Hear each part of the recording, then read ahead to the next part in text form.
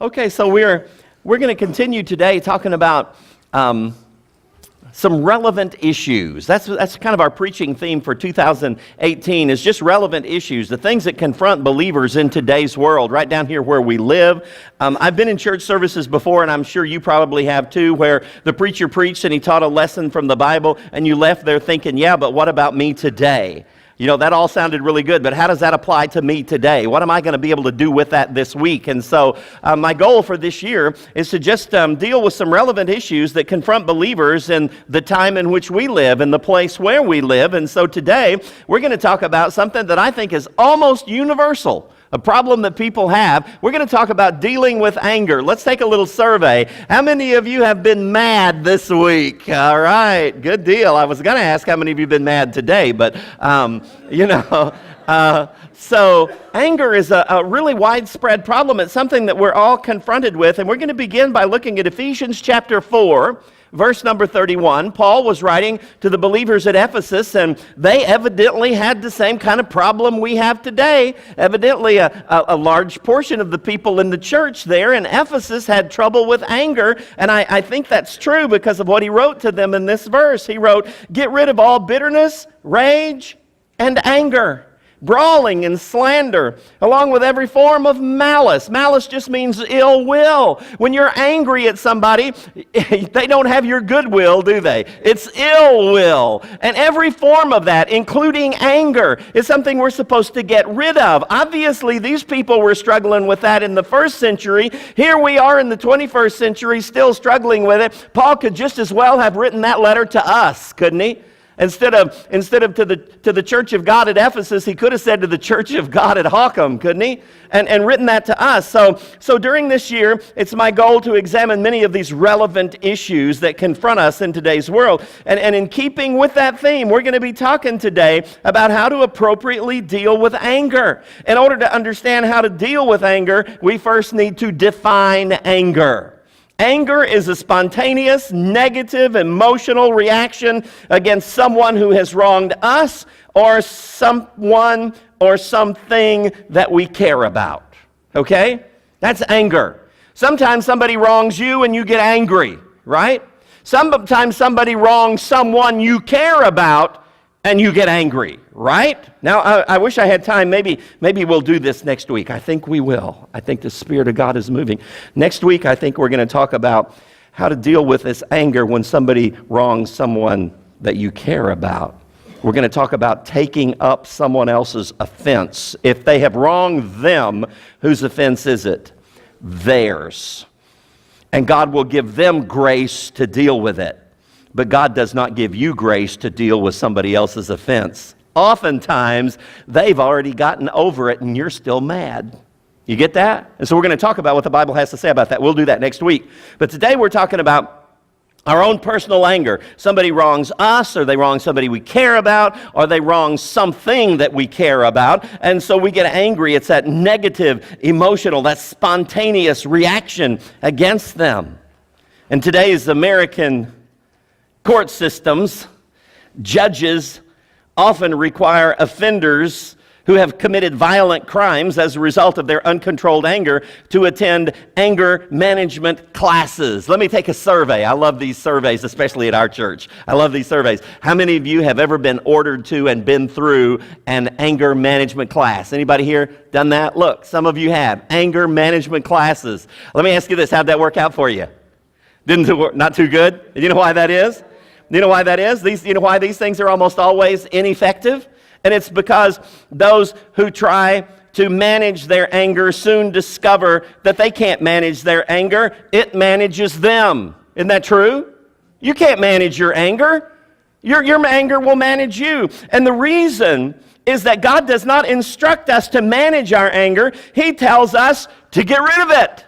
You don't want to manage it. Manage it means that you've kept it. It's down there under the surface, and you're just trying to control it. Listen, you cannot control your anger. That's why God says, get rid of it. Paul wrote that in this verse. Get rid of all bitterness, rage, and anger, brawling and slander, along with every form of malice. So I want you to get that. He wrote, get rid of all anger. Now, we're going to talk about how to do that in just a few minutes, but first I want to tell you how not to do it. how not to deal with your anger, because I find that there are two common ways that people deal with their anger. And you tell me if you don't agree with this. People who buy into this anger management myth resort to dealing with their anger in one of two ways. They either repress it, just try to force it down inside, just kind of hold tight and hope it doesn't explode and come out, or they express it. Some people just let her fly. Let's let her rip. And they say everything in one paragraph that they've been thinking for the last 2 months. They say just let her fly. They just express everything that's on their heart. Well, here's the deal. Neither of those two are appropriate ways of dealing with your anger. Let's talk about repressing it.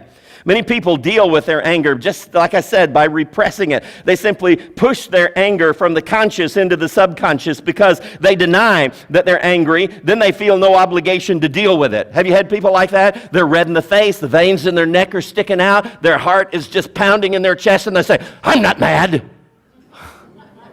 And I say, well, I'm glad. I'd hate to see you if you were, The problem may seem to be solved temporarily, but this is the dangerous method of dealing with anger. You see, repression may seem to have its short-term benefits, but in the long run, repressed anger turns into bitterness. And then it becomes a powerfully destructive force in the lives of those who harbor it. You can't stuff that anger down and it not affect you. You will become bitter, and that's why the author of the book of Hebrews wrote this in Hebrews chapter 12, verses 14 and 15. Make every effort to live in peace with everyone and to be holy. Without holiness, no one will see the Lord. See to it that no one falls short of the grace of God, and that no bitterness, no bitter root grows up to cause trouble and defile many. I want to give you some things about bitterness there. First of all, bitterness is a root. What is a root? It's something down under the surface that produces something unwanted, like a weed, right? You plant your garden, you don't get the roots of the weeds out, and your garden's looking really good until all these weeds sprout up. Where do they come from? The root that's beneath the surface. Many people have a lot of unhealthy issues in their lives, unhealthy ways of behaving and relating to other people and responding to life, just like this guy in the picture, because there's a root of bitterness in there that has never been dealt with. It's down below the surface, but it's in there. And oftentimes it's the result of repressed anger. Solomon, the wisest man that ever lived other than Jesus, Solomon indicated that those who resort to this kind of anger management are fools. Now, we don't like to be called that, do we? Listen, I'm not calling you a fool. God is. He says that. Let me show you this. He wrote this. Solomon wrote it. Ecclesiastes chapter 7, verse number 9. Do not hasten in your spirit to be angry. In other words, don't be quickly angered. Don't be in a hurry to get angry. And that's what happens if you've got repressed anger and it's just beneath the surface. One little incident that seems so insignificant and you explode. You been there? And so he says, don't do that.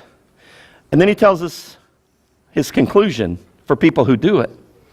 For anger, and the word for meaning because anger rests in the bosom of fools. If anger is resting there in your chest, just below the surface, and you let it stay there, what does God call you? A fool. It's very unwise to do that. Repressed anger isn't gone. It's simply resting in the bosom of its repressor, and it will cause bitterness. And look at back up in Hebrews chapter 12, verses 14 and 15.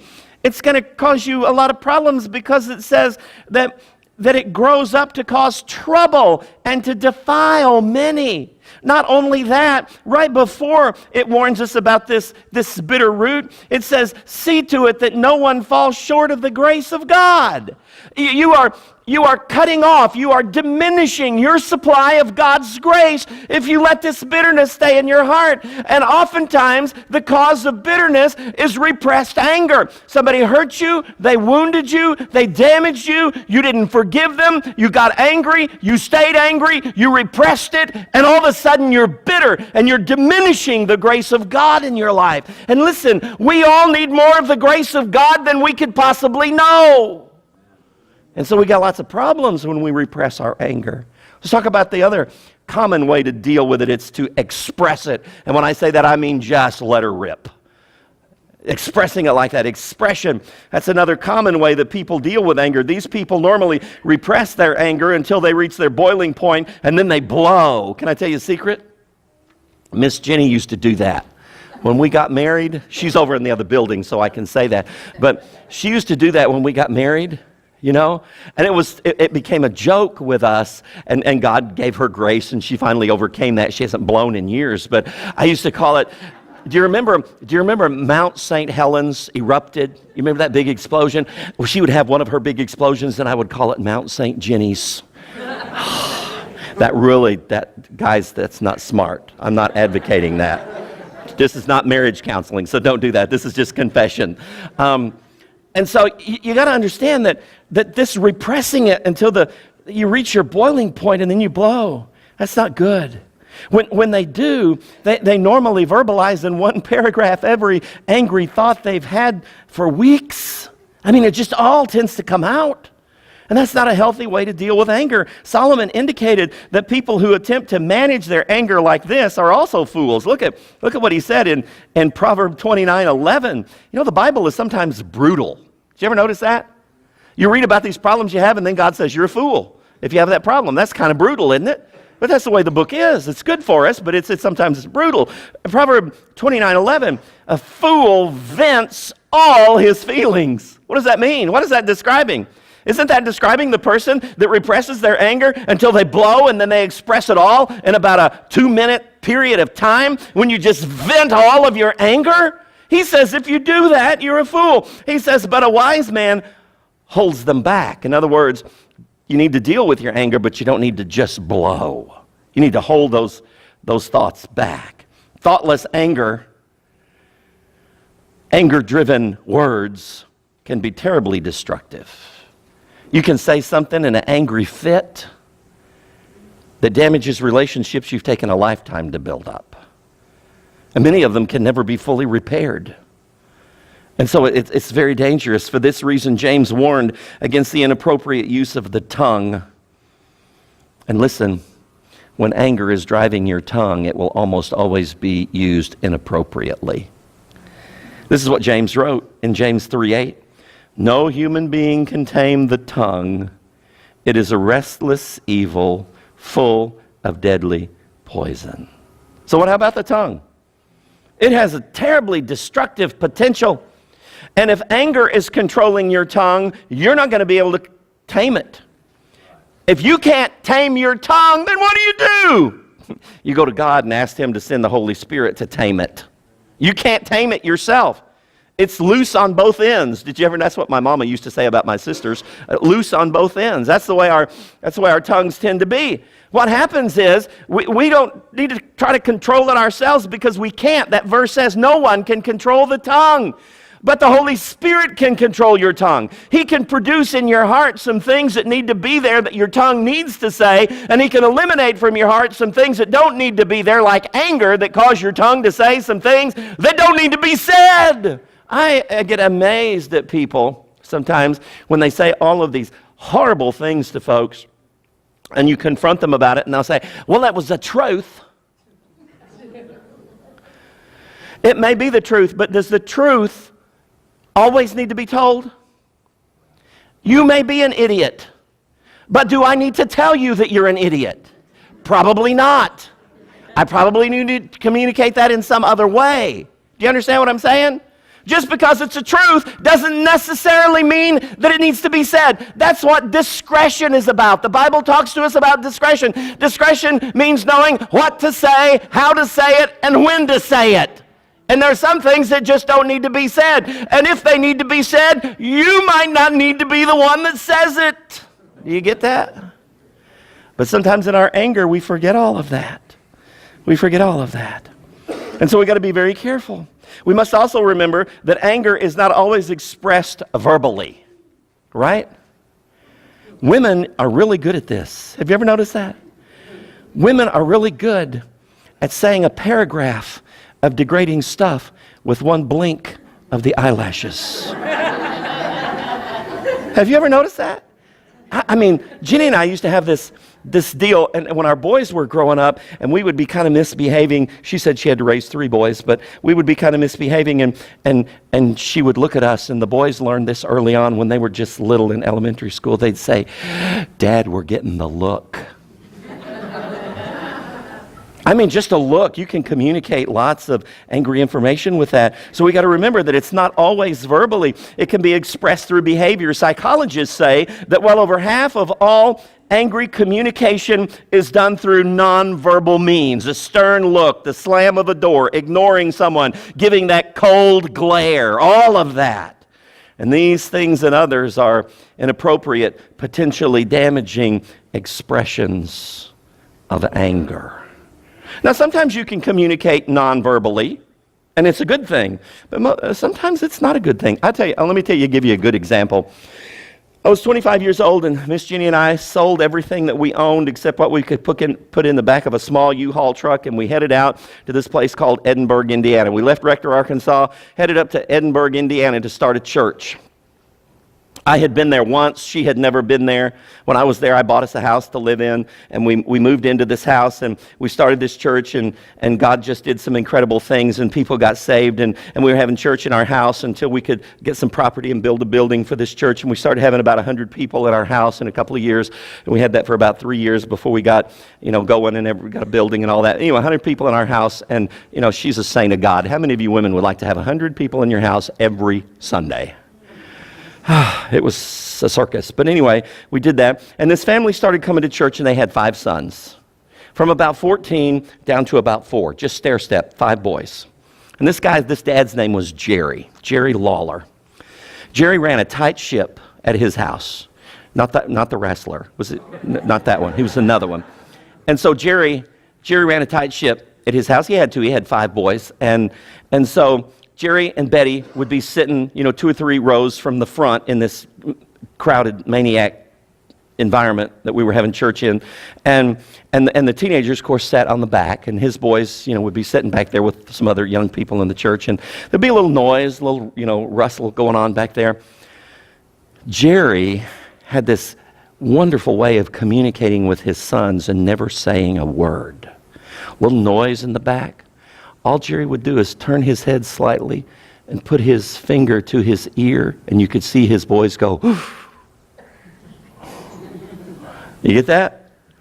That was nonverbal communication that was good. That was the reflection of some discipline that had taken place at home. I just pray to God that we'll get some parents today that discipline at home so that could happen in public, don't you? Sometimes I cringe when I go to Walmart, don't you? And this kid's screaming bloody murder, and you can hear him all over the store. And I'm in there, and I think, I tell Miss Jenny sometimes, I say, that child needs beat. And she'll say, no, that mama needs beat. I won't go any further with that, but you know what I'm talking about. And so it's not always verbal communication. It can be communicated in lots of other ways. That's at least part of what Paul was describing when he wrote, "My dear brothers and sisters," this is in James chapter 1, verses 19 and 20. "My dear brothers and sisters, take note of this. Everyone should be quick to listen, slow to speak, slow to become angry, because," get this, "human anger does not produce the righteousness that God desires." You get that? Human anger does not produce the righteousness that God desires. You know what that means to me? When you do something out of anger, it will always be the wrong thing to do. The wrong thing to say, the wrong attitude to have, The wrong behavior expressed. Human anger does not produce the righteousness that God desires. Behavior that is driven by anger is always the wrong kind of behavior. You got to get that. If that's true, then wouldn't it be important that we learn how to appropriately deal with our anger? So let's talk about three common causes of anger, and then we'll talk about how to deal with each one. Okay? Your anger is basically produced because of three things. And I just almost guarantee you that if you think about the last 10 times you got angry, and you think about these three causes of anger, that they will fit into one of these three categories. And then I want to tell you what the Bible says to do about your anger, depending on which category, what the source of the anger is. First of all, personal rights. Personal rights. As believers, we are slaves of Jesus Christ. Slaves. You say, I don't like that. Well, most people don't, and most translations of the Bible translate the Greek word doulos as servant. The word actually means slave. Slave, but you see, we like the word servant better because it's a little more socially acceptable to us. But it's slave. It's just a slave. We're slaves of the Lord. Paul explained that we became slaves when he brought us out of the slave market of sin. We were in the slave market of sin. And Jesus bought us out of that. And he becomes our master. Whoever buys the slave becomes the master. He's the master, we're the slaves. This is what he wrote. 1 Corinthians chapter 6, verse number 20. You were bought at a price. That came right out of the first century Roman culture of the slave trade. He's saying you were like a slave to the devil and to sin and to demons and to all of that. And you had a horrible master. And Jesus stepped in and bought you out of that. You are bought with a price. Therefore, glorify God in your body and in your spirit, which are God's. You see this Greek phrase, bought at a price, as I said, taken directly out of the Roman culture of the first century, used to describe the transaction that took place when a wealthy Roman citizen went to the slave market to purchase a slave. And when the price had been agreed upon and the transaction had been closed, then that wealthy Roman would announce to his new slave, you're bought at a price. And that's what Jesus says about us.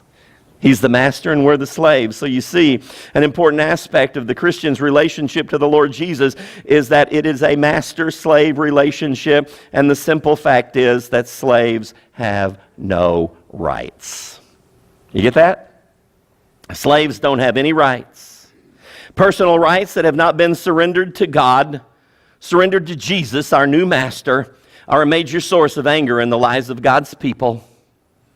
I tell you, if you're still claiming some right, you're a Christian and you're still claiming some right, when somebody steps on that right, what happens?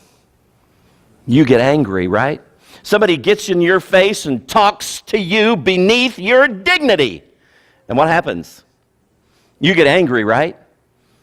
And you may not say it in these words, but you're thinking, I got a right to be talked to better than that. Slaves don't have any rights. If your master wants to let somebody talk to you like that, what do? Nothing, because you don't have any rights. And if you don't have the right to be talked to better than that, then you don't get angry.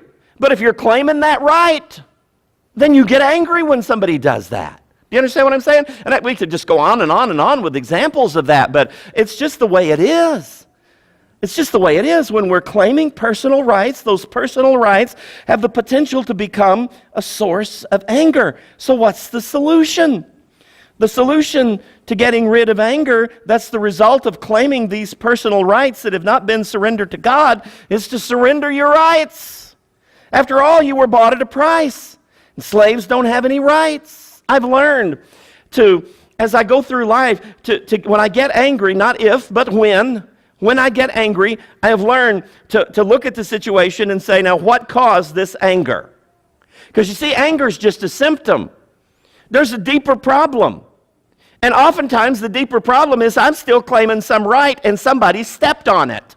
Somebody violated that right, and I'm angry because they did that. And so if I learn to surrender that right, then the anger's gone. And here's the wonderful thing that I've noticed that God does. When you surrender a right to Him, He often gives it back to you as a privilege. As a privilege. Not a right, but a privilege.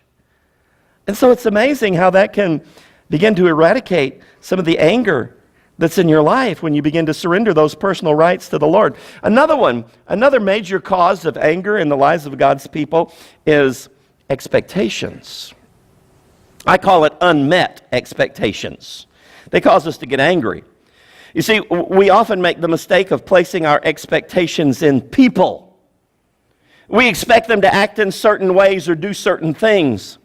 And then when they don't meet our expectations, what happens? We become angry. Isn't that true? Ladies, is that not accurate? I mean, he's supposed to be home at 5 o'clock. He got off work at 4. You have dinner ready. He doesn't show up till about 8:30. No phone call, no nothing. And when he comes home, he's surprised to see his clothing out on the sidewalk. Right? Why are you angry, girls? You expected him to be home at a certain time, and he blew it. Unmet expectations often cause anger. And so we got to get that.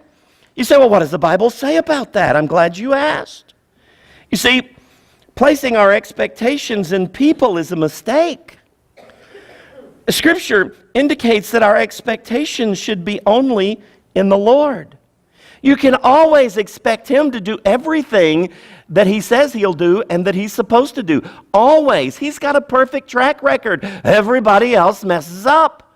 Sometimes because they're idiots. Sometimes because they just don't realize what they're doing. Sometimes it's beyond their control. But we all fail to meet the expectations that other people place in us. And so anger is going to happen. King David wrote this, Psalm 62:5. My soul. Now, David's having to talk to himself. Did you ever do that? You ever talk to yourself? It's okay. Because David did it all through the Psalms. He speaks to his own soul. He's like, okay now. And then he starts talking to his own soul. He wrote, my soul, wait silently for God alone, for my expectation is from him. What's David saying there? The only one that I can really depend on, the only one that I can really have expectations in, and those expectations never be frustrated or disappointed and then cause anger. The only one that will never do that to me is God. So who's the only one that is safe to put your expectation in? Just him. Just him. Now you may think this is a little negative, a little weird, but that's okay. People think that about me all the time. I generally expect people to disappoint me. You say, how morbid? No. It's a defense mechanism. Then I don't have to be angry when they do. And then when they follow through, I say, I never expected them to do that. What a blessing. How wonderful. Do you get that? It's kind of like Murphy's Law. You know what Murphy's Law is, right? Always expect the worst, and then when it doesn't happen, you'll be happy, and when it does happen, you won't be disappointed. That's the way we got to kind of look at things. Because we can't have expectations in people without from time to time get angry. I see this happen in the church all the time. We have an event. We have a work day. We have work days occasionally, right? How many of you showed up for the work day and you were the only one of 3 people that showed up and you were mad because these other people didn't show up? You been there? I won't ask you to raise your hand on that one. I know who you are. It happens, right? Why does that happen? Expectations in other people.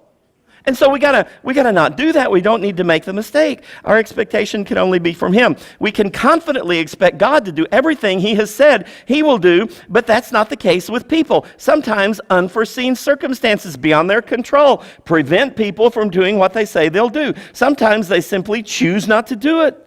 In either case, misplaced expectations can be a source of anger. And the solution to getting rid of anger that is a result of these misplaced expectations is to place all of your expectations in the Lord. And then you can say with King David, my expectation is from him. And then you don't have to be angry when somebody doesn't measure up. You get that? Out of this, Miss Jenny and I have come up with this line that we say to each other often. When somebody says they're going to do something and then they don't follow through, we look at each other and kind of nod and say, people do what they want to do. Isn't that true? People will say, oh, Pastor, I'm going to do this. And then right at time for it to happen, they'll call up and say, oh, I couldn't do that. I can't do that because of this or that or something else. Once in a great, great blue moon, it's legitimate. Most of the time, it's a matter of priority. Isn't that right? I would rather do this than do this, so I can't do this because I need to do this. I want to do this. Most of the time, that's what it is. And so we don't even get angry anymore. We just look at it and say, well, no expectations. People do what they want to do. Isn't that true? We can give all the excuses we want to give. People basically do what they want to do. That's just the way human beings are. So if we're going to live with other human beings and work together in the kingdom of God with other human beings, guess what we got to do? We got to deal with them as they are, right? We just got to deal with people the way they are. And we got to remember that we're just like them. Isn't that true? We are just like them. Here's something I learned a long time ago. You're not going to like this. How many of you can think of some quality in somebody else that just really irritates you? You see them doing that, and that just really burns you.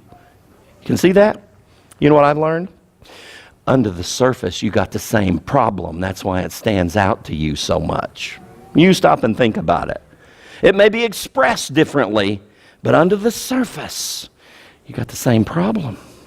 Got the same problem. And so sometimes that's God's way of showing us we need to do some self-inspection. Now let's talk about another one. The third cause of anger that I find that's so widespread is this issue of ownership. That's what I call it. Ownership. This is another source of anger. It's the failure to transfer ownership of everything we possess to God. Get that? After all, when He bought us out of the slave market, He bought everything we possess. It was a package deal. Get that?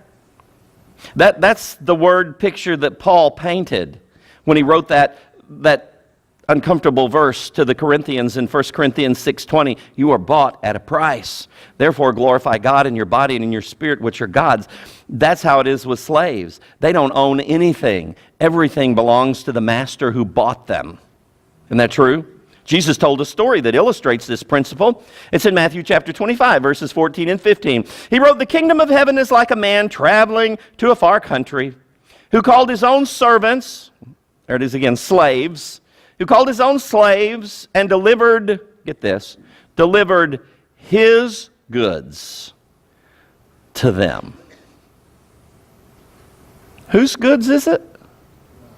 His goods. It's the master's goods. Everything this slave possessed and had the opportunity to utilize were actually his master's goods. He delivered his goods to them, and to one he gave 5 talents, and that was a gold coin, to another 2, to another 1, each according to his own ability. And he immediately went on a journey. So it was his goods that his servants, his slaves, possessed. You see, if we still claim ownership of the things we possess and someone steals it, you ever had somebody steal something from you? Did you get angry? It's because it was yours. You hadn't transferred ownership to the Lord. Or if they misuse it, they want to borrow it, and then they misuse it, they damage it, then we become angry. But when we recognize that everything we possess is actually His goods, then there's no reason for us to be angry when His goods are stolen or misused or damaged. You see, God can take care of His stuff much better than we can. I tell you, this was a hard one for me to learn. I started learning this. God started dealing with me about this when we had gone to Indiana to start that church. I was about 26, maybe 27 years old, and God started dealing with me about this because I liked my cars. I never had a nice car, mind you. I mean, I've been in the ministry since I was 17. Never had any money, so I never had a nice car. But I would get a car that was nice to me, and then you go to Walmart, or you go to the supermarket, and you come back, and somebody's bashed their car door into yours. You know, you got the big, you've been there, right? And I'd see that, and I'd just be angry. I'd just be fuming and fussing about the idiot that, and I'd just be acting horrible. I'd be angry. And then I began to learn this, and God would say, whose car is it anyway? Whose car is it? Why are you mad because somebody bashed my car? It's my car, it's not your car. And I began to get that. And then somebody would do that, and I wouldn't be so angry. And then I'd whisper up a little prayer. I'd say, God, did you see what they did to your car? If I was you, I'd do something about that. I wasn't quite there yet.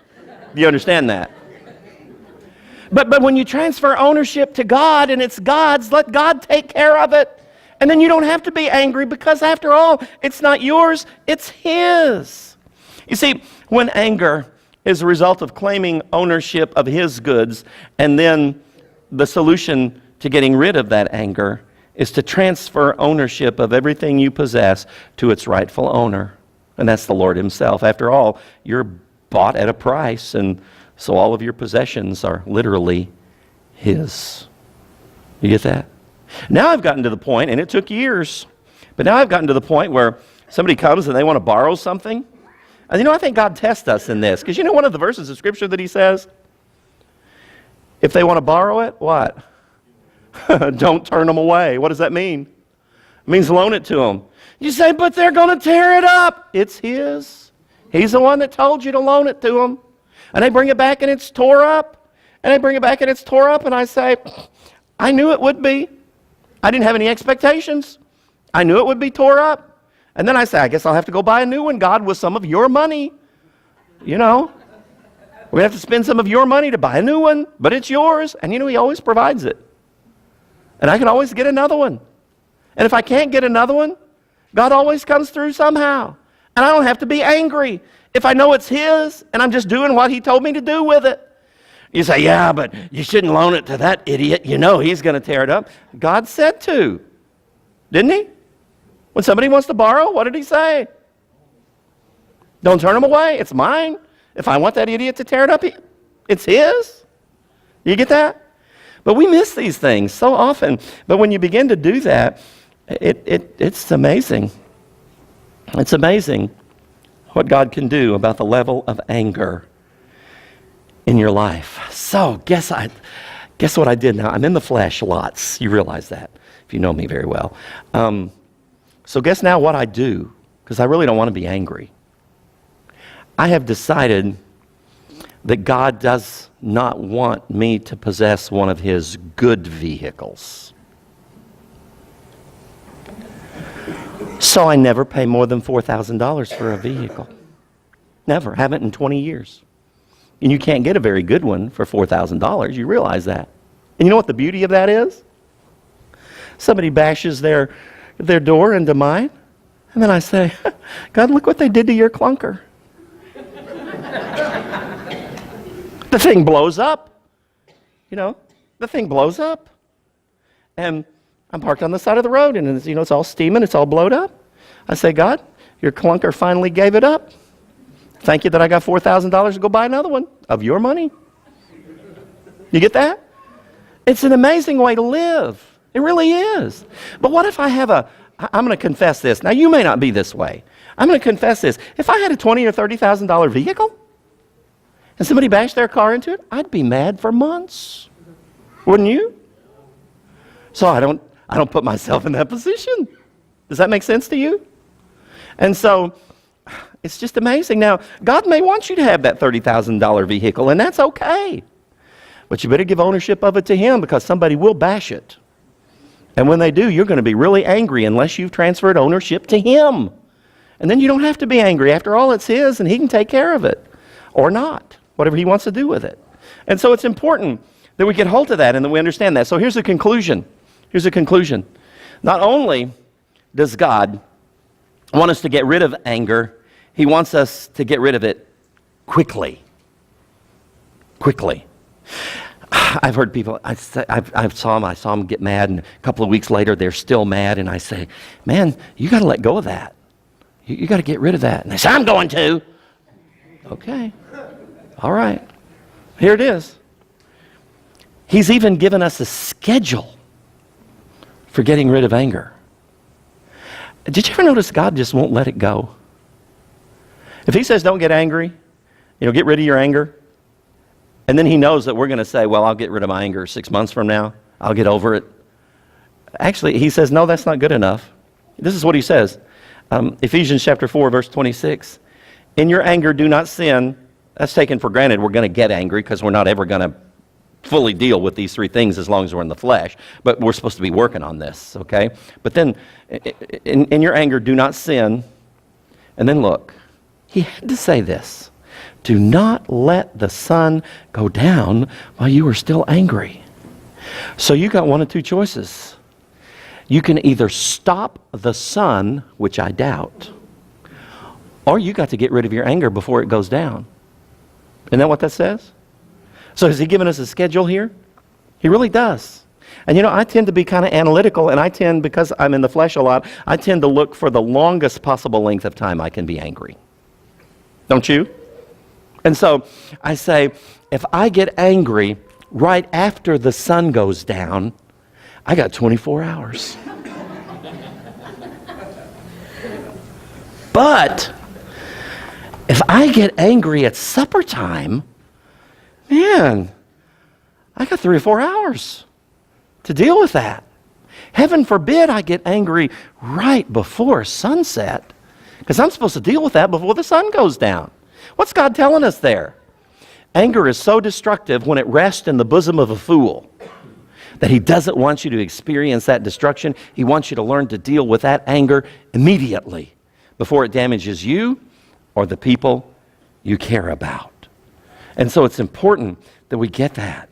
Don't let the sun go down while you're still angry. That just means that God doesn't want us to let anger linger in our hearts. He wants us to resolve it in the same day that it occurs, and so you got to get hold of it. So here's the deal. In order to do that, in order to be obedient to that command to resolve your anger before the sun goes down, you got to deal with the root causes. You got to deal with the root causes of that anger. You got to surrender all personal rights to the master, because slaves don't have any rights. You're bought with a price. You got to place all your expectations in the Lord only, so that you can say with King David, my expectation is from him. And then you got to transfer ownership of everything that you possess to Jesus, who's the rightful owner. After all, they are his goods. And I believe if you'll work on those three things, you'll be amazed at what happens to the level, the intensity, and the frequency of anger in your life.